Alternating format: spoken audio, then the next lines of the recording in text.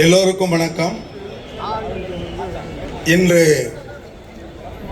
தொழிலாளர்கள் நாடு தழுவிய ஆர்ப்பாட்டத்தை, வேலை நிறுத்தத்தை நடத்தியிருக்கிறார்கள்.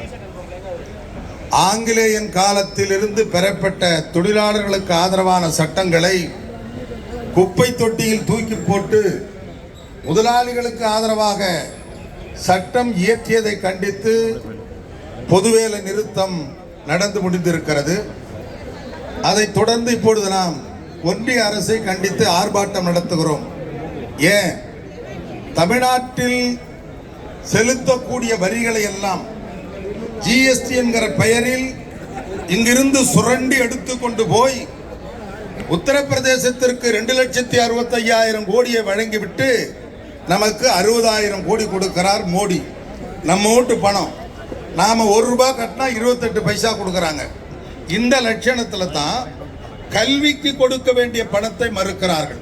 ஏன் இன்னைக்கு மோடி மலேசியா போனாரு, எம்ஜிஆர் பாடலை கேட்டு ரசித்துட்டு சொன்னார், இந்த தமிழ் மொழி தான் இந்தியாவையும் உலகத்தையும் மலேசியாவையும் இணைக்கிறது என்று சொன்னார். நான் கேட்கிறேன், அந்த தமிழ் மொழியின் வளர்ச்சிக்கு நீங்கள் எடுத்து போட்ட கிள்ளி போட்ட துரும்பென்ன? செத்து போன சமஸ்கிருதம், சாமிகளோடு பேசக்கூடிய மொழி, அதற்கு ஒதுக்கி இருக்கிற நிதியில் ஒரு 10ல் 1 பங்காவது தமிழுக்கு ஒதுக்கி இருக்கிறீர்களா? எனவே இந்த கல்வியை, தமிழை அழிப்பதற்கு மும்மொழி திட்டம் என்கிற பெயரில் இந்தியை திணிக்கிற காரணத்தினால் நம்முடைய தளபதியார் அவர்கள் அதை ஏற்றுக்கொள்ள முடியாது என்று துணிந்து நின்றார்கள். நீங்கள் நிதியை ஒதுக்கவில்லை, நாங்கள் கல்வியை, நம்முடைய முதலமைச்சர் கல்வியை கொடுக்கவில்லையா? இந்தியாவில் உயர்கல்வி படித்தவருடைய சராசரி 27 விழுக்காடு. நிதியை மறுத்திருக்கிற தளபதியாருடைய மண்ணில் உயர்கல்வியுடைய சராசரி 47.6 விழுக்காடு. இந்தியாவிலேயே உயர்கல்வி படித்த பெண்களின் அதிக எண்ணிக்கை எங்கே என்று கேட்டால் தமிழ்நாட்டில்.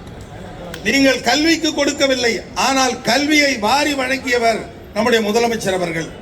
குடிக்கிற தண்ணிக்கு பணம் கொடுக்க மறுக்கிற நியாயமா இது? ஆனால் தமிழ்நாட்டில் எந்த கிராமத்திலும் தண்ணி இல்லை என்கிற நிலையை அடைந்த ஒரே மாநிலம் தமிழ்நாடு மட்டும்தான். இப்படி எல்லா வகையிலும் இன்றைக்கு தமிழ்நாடு முன்னேறது. இங்க கூட கோஷம் போட்டோம், 100 நாள் வேலை திட்டம். அதே போல அமெரிக்காவோட ஒரு ஒப்பந்தம் போட்டிருக்காரு. நேற்று நாடாளுமன்றத்தில் நம்முடைய ராகுல் அவர்கள் பின்னி பெடல் எடுத்தார். நாங்களா இருந்தா மோடி கிட்ட, ட்ரம்ப் கிட்ட முதல்ல என்ன கேட்போம்னா, எங்களை சமமா நடத்துங்க, உங்க ஊழியரை மாதிரி எங்க ட்ரீட் பண்ணாதீங்க. இந்தியாவை விற்றுவிட்டீர்கள், 140 கோடி மக்களை விற்றுவிட்டீர்கள் என்றெல்லாம் சொன்னார்கள். அவருக்கு அதை பற்றி எல்லாம் சொரணை இல்லை. இன்றைக்கு முதலில் இந்தியாவில் விவசாய வணிகத்தை அந்நிய நாட்டுக்கு திறந்து வைத்த கொடுங்கோலன் நம்முடைய மோடி அவர்கள். அதனால் விவசாய தொழில் அடியோடு நசுங்க போகிறது.